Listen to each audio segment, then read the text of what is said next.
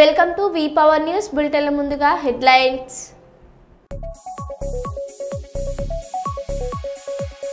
మారు వేషంలో గుంటూరు జీజీహెచ్ ఆకస్మిక తనిఖీ చేసిన సూపరింటెండెంట్.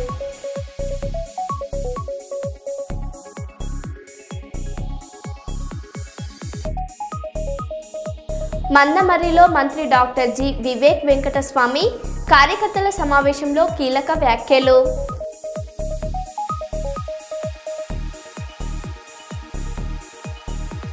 ఘనంగా సుబ్రహ్మణ్యేశ్వర స్వామి షష్ఠి.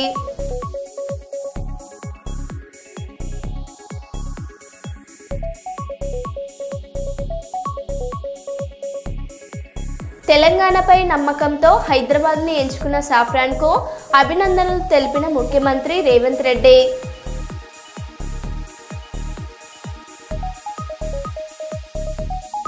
కూలిన రైల్వే కమాన్, భారీ ట్రాఫిక్ జామ్.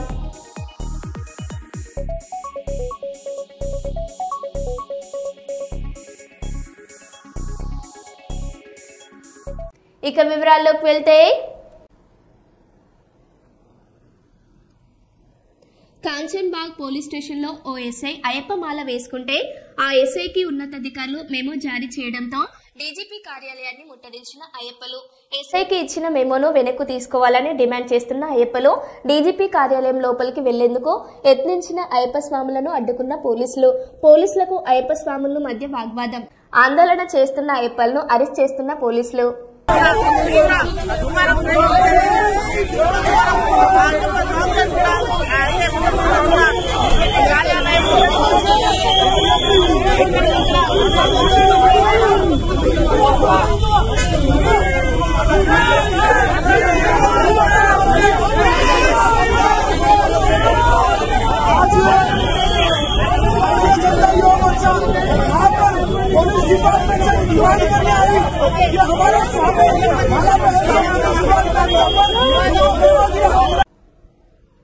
బీసీలకు 42% రిజర్వేషన్ కల్పిస్తామని హామీ ఇచ్చిన కాంగ్రెస్ పార్టీ ఇప్పుడు జరగనున్న పంచాయతీ ఎన్నికల్లో బీసీలను 22% రిజర్వేషన్లకే పరిమితం చేసిన పార్టీ ఏదైతే ఉంది అంటే అది కాంగ్రెస్ పార్టీని బీసీ సంఘం రాష్ట్ర నాయకులు భరత్ అన్నారు.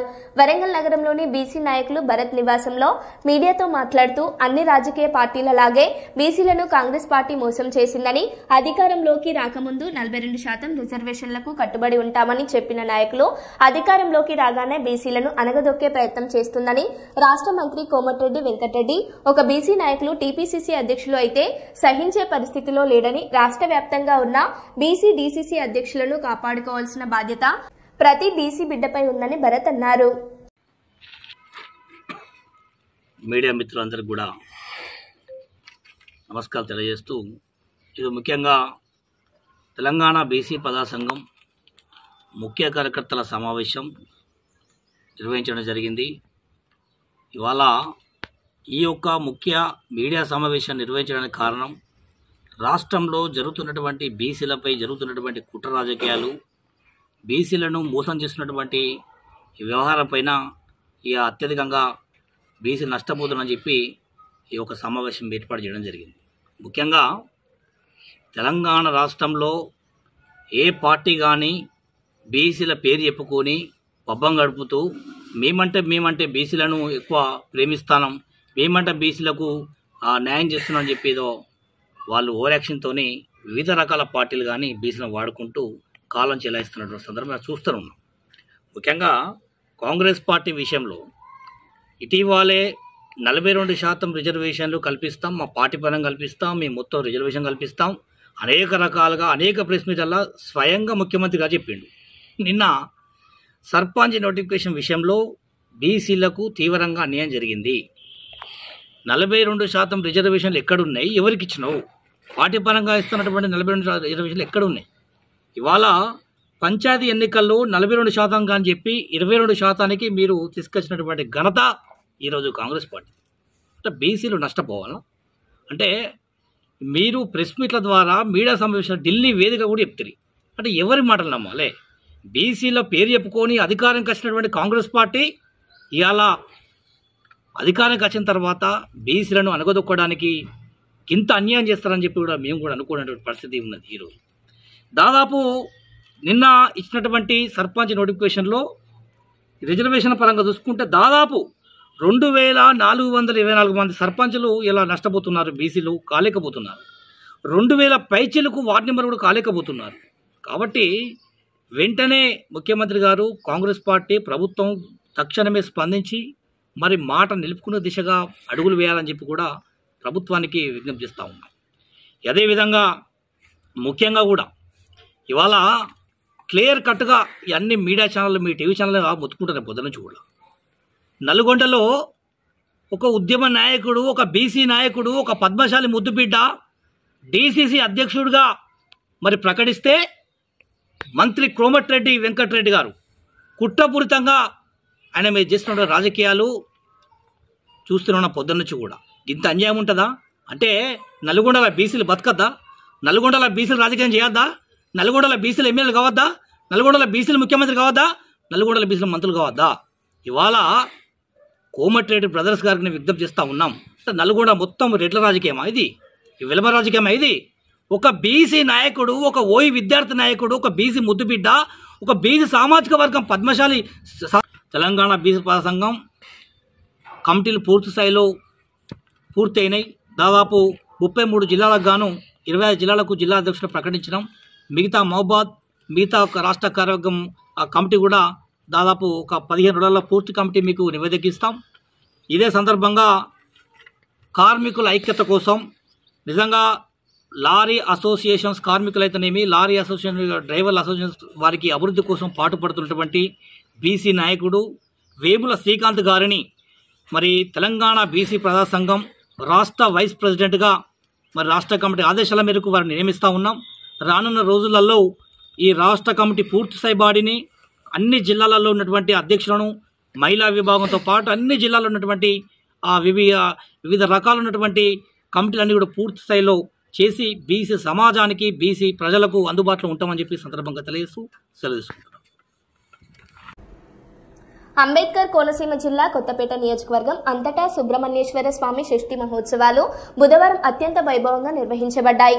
వేకువజాము నుంచే భక్తులు ఆలయాలకు భారీ సంఖ్యలో తరలివచ్చి స్వామివారిని దర్శించుకుని పూలు, పండుగలు సమర్పించారు.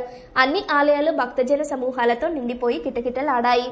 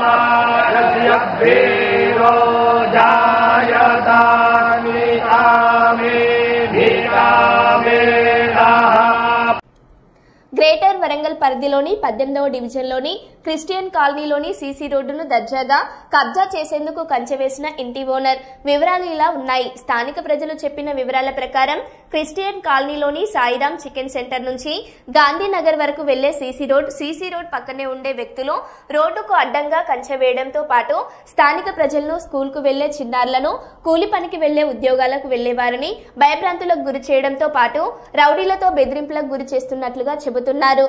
అయితే సీసీ రోడ్డుపై కోర్టులో కేసు ఉన్నా కూడా మీరు ఎక్కడ చెప్పుకుంటారో చెప్పుకోండి, మాకు మీతో బల్దియాతో పోలీసులకు చెప్పుకున్నా ఎవరూ ఏమీ చేయలేరు అంటూ దుర్భాషలాడుతూ ఇష్టం వచ్చినట్టుగా మాట్లాడుతున్నట్లుగా చెబుతున్నారు. ఇప్పటికైనా వెంటనే ప్రజాప్రతినిధులు జిల్లా కలెక్టర్ స్పందించి సీసీ రోడ్డుపై వేసిన కంచెను తీసివేయాలని కోరుతున్నారు. ఇప్పుడు మాదని చెప్పని ఆగబట్టి మేము దూరంలో వస్తా అంటే పోతా అంటే తిట్టుడు ఇటు రావద్దు, మీరు రావద్దు, ఎవరు రావద్దు, ఏనందుకు రావద్దు అని తిడతా అంటే ఇది న్యాయమే అన్యాయమే? ఇటువంటి కథలు చెప్తాను. వాళ్ళు అక్కడ ఆ రోడ్డు మీద కూర్చొని తాక్కుంటా వచ్చిపోయేటోళ్ళని తిట్టుకుంటారు. మా పరిస్థితి ఏంటంటే మేము ఎవరైనా చెప్పుకోవాలండి. ఇగో ఇది పరిస్థితి వాళ్ళని 2005 నుంచో 2006 నుంచో ఈ ప్రాబ్లం మొదలైంది. నీతు ప్రసాద్ గారు కమిషనర్ గా ఉన్నప్పుడు అక్కడ వాళ్ళు గోడ కడతామంటే కూరగొట్టినారు. మున్సిపల్ రోడ్ అని నీతు ప్రసాద్ గారు కమిషనర్ వచ్చినప్పుడు దాన్ని కూలగొట్టిపోరు. అంతేకాకుండా ఇక్కడ ఒకటి మోరి కట్టింది, ఈ స్థలం అంతా మున్సిపాలిటీ అని చెప్పేసి అక్కడ వేసింది ఆయన. ఇక్కడ అక్కడ వరకు కూడా వేసేది అది. ఇది మున్సిపల్ రోడ్, కమిషనర్ గారు తెలుసు, అందరికి తెలుసు అది. మరి ఇప్పుడు వచ్చే సమస్య ఏంటంటే ఇది మా స్థలం అంటారు. మరి అది ఎట్లా వాళ్ళ స్థలం అవుతుందో మాకైతే అంటే వాళ్ళకి ఏమైనా డాక్యుమెంట్స్ ఉన్నాయి? వాళ్ళ డాక్యుమెంట్స్ ఉన్నాయో మాకైతే తెలియదు. మా దగ్గర మాత్రం డాక్యుమెంట్స్ ఉన్నాయి. వాళ్ళు ఆ రోడ్డు పక్కకుంటారు సార్, అక్కడ ఆ రోడ్డు మీదే ఉంటారు వారు.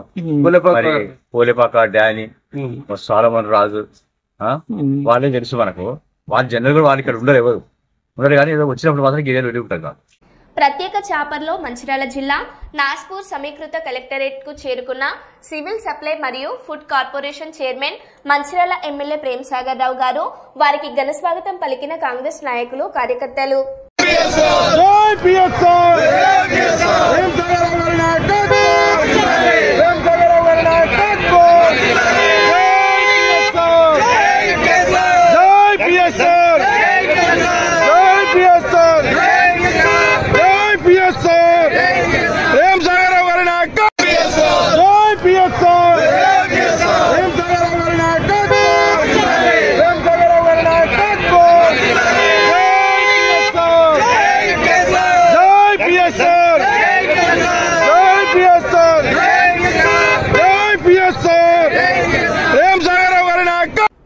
జయశంకర్ భూపాలపల్లి జిల్లాలో పడకేసిన పారిశుద్ధ్యం.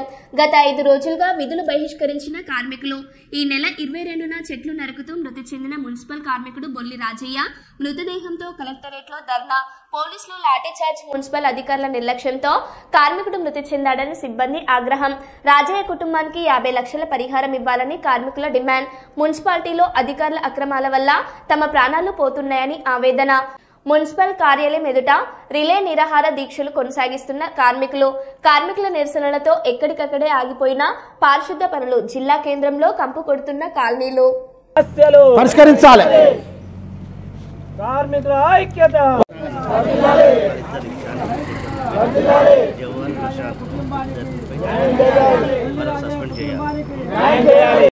వర్ధిల్లాలి.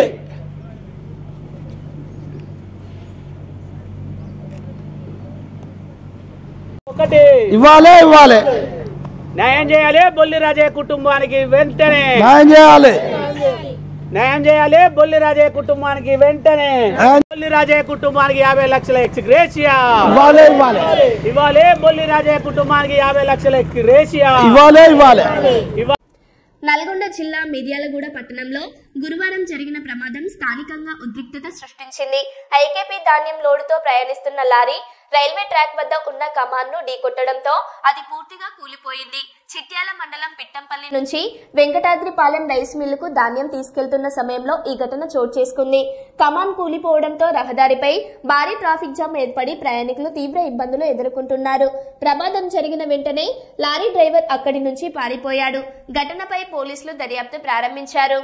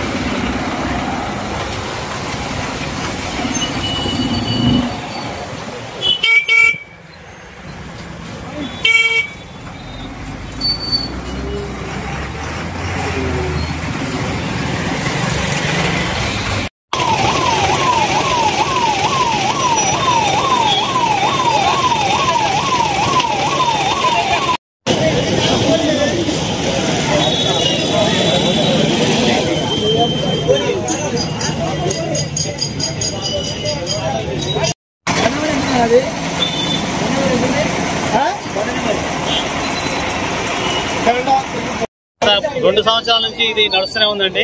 అవతల గేట్ ఏమో హైట్ ఎక్కువ ఉంది, యువతల గేట్ హైట్ తక్కువ ఉంది.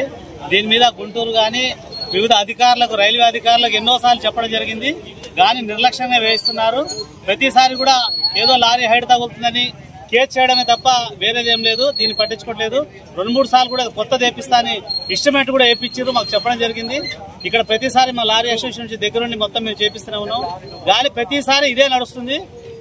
వాళ్ళ నిర్లక్ష్యమే. ఒకసారి వచ్చి మొత్తం ఇస్టిమేట్ వేసి మొత్తం కొత్త తెప్పిస్తామని చెప్పారు, అది వదిలిపెట్టారు, గాలికి వదిలిపెట్టారు. మొన్న కూడా ఇంతకుముందు అది మొత్తం లేచిపోతే దాన్ని మట్టి గొంత తీసి మట్టి పూసి నామమాత్రం వేసిపోయారు. ఇది వాళ్ళ నిర్లక్ష్యం తప్ప లారీ వాళ్ళు 100% ఈ ఐకేపీ రైతులు తీసుకుపోయి ప్రతి ఒక్కటి హైట్ అవుతుంది కాబట్టి ఈ రైతులతో లోడ్ చేసి కూడా చాలా సార్లు మేము చెప్పడం జరిగింది, కానీ ఇదేం పట్టించుకోవట్లేదు. దయచేసి దీని మీద లారీ వాళ్ళ మీద ఎటువంటి కేసు కాకుండా నిర్లక్ష్యం వహించిన అధికారులపై చర్య తీసుకోగలని కోరుచున్నాం.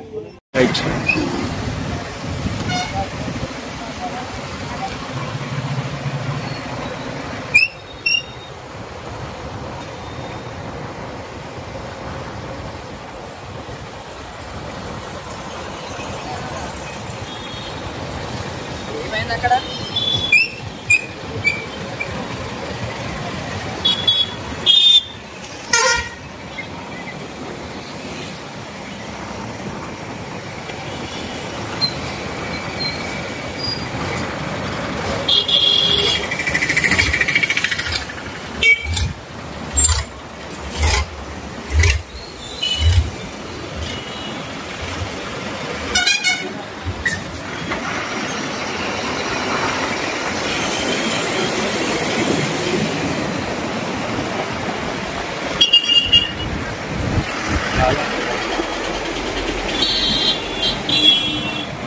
బయటపడుతుంది. 75వ రాజ్యాంగ దినోత్సవం జరుపుకుంటున్న ఈ తరుణంలో శ్రీకాకుళం జిల్లా నందిగామ మండలం బడబంద గ్రామం డాక్టర్ బిఆర్ అంబేద్కర్ గారి విగ్రహం ఆవిష్కరించడం జరిగింది. బడబంద గ్రామ యూత్ కమిటీ కృషితో ఈ కార్యక్రమం విజయవంతంగా విగ్రహదాత మరియు ఆవిష్కరణకర్త శ్రీకాకుళం జిల్లా దళిత హక్కుల పోరాట సమితి జిల్లా ప్రధాన కార్యదర్శి ఎడ్ల గోపి. ఈ కార్యక్రమంలో ఎడ్ల గోపి గారు చేతుల మీదుగా జరపగా సభకు ముఖ్య అతిథులుగా జిల్లా దళిత మహాసభ అధ్యక్షులు బోకర నారాయణరావు, దళిత ఉద్యమ నాయకుడు పాటల తూట ఆతవ ఉదయ భాస్కర్, సభాధ్యక్షులుగా బోకర మోహన్ రావు, విశేష అతిథిగా గిరిజన సంఘం నుండి బాబాయోగి గారు పాల్గొన్నారు. ఈ కార్యక్రమం వివిధ దళిత సంఘాల మరియు గిరిజన సంఘాల నాయకుల ఆధ్వర్యంలో జరుపుకోవడం చాలా ఆనందదాయకం. ఈ సందర్భంగా వక్తలు మాట్లాడారు. ఆయన పని ఉన్నదని అనుకుంటుంటే ఈవేళ వెనక సీపురు ముందు ముంతే ఉంది మనకి. ఆ రోజు ఆయన అవమానాలు ఎదుర్కొన్నారు కాబట్టి ఆ మహనీయుడు ఈవేళ ఉన్నామా లేదని తెలీదా? నేను చెప్పడమో నేను చేయడమో నేను ఫోన్ చేయడమో కాదు. ఇక్కడ మరొక ఎడ్ల గోపి ఇక్కడ తయారవ్వాలి. ఈ గ్రామ పనులు మీరే చేసుకోవాలి. నేనేదో చేస్తానని కాదు. అప్పడిగితేనే భయపడాలి. నీ ఎక్కడికి తనవు నీవెందుకు భయపడాలి?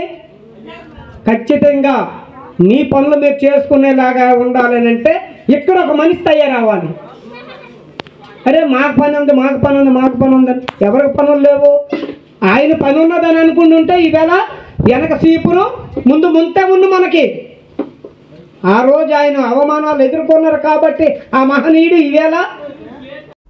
తెలంగాణ రాష్ట్రంలో ఎన్నికల నగర మోగింది.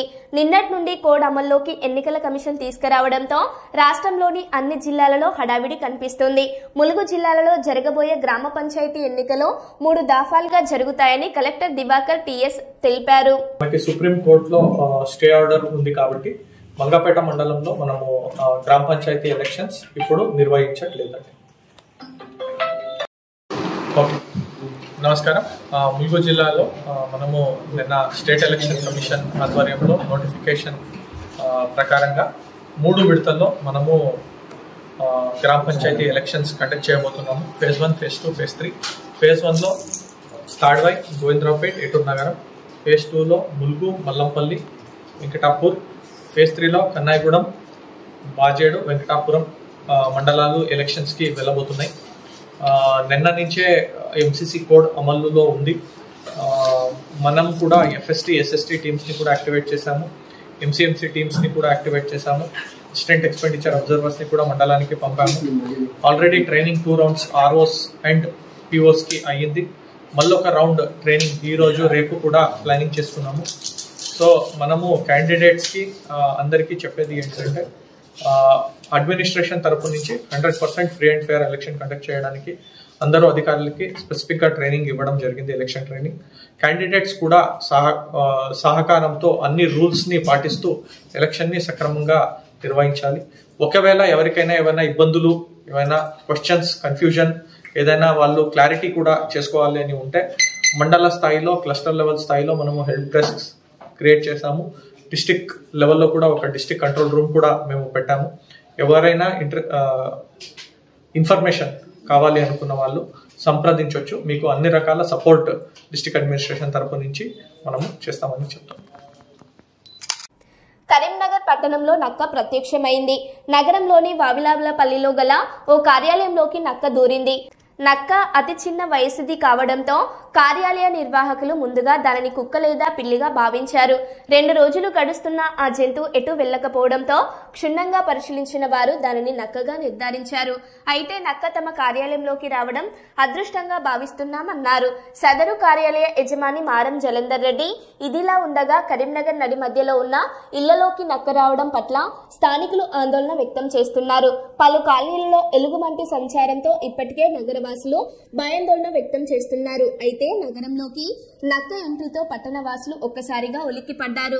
ప్రకృతి విధ్వంసం వల్లే రకరకాల జంతువులు జనవాసాల్లోకి వస్తున్నాయి అంటున్నారు.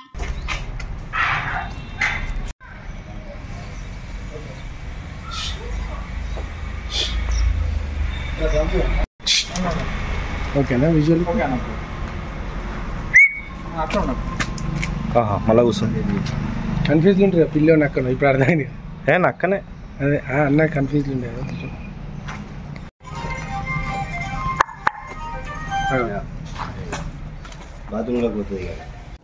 మరో బులెటిన్లో మళ్ళీ కలుద్దాం. Stay tune.